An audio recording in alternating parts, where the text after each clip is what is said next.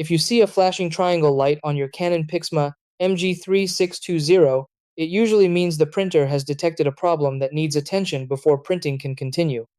This warning indicator may appear due to paper jams, cartridge issues, or simple setup errors.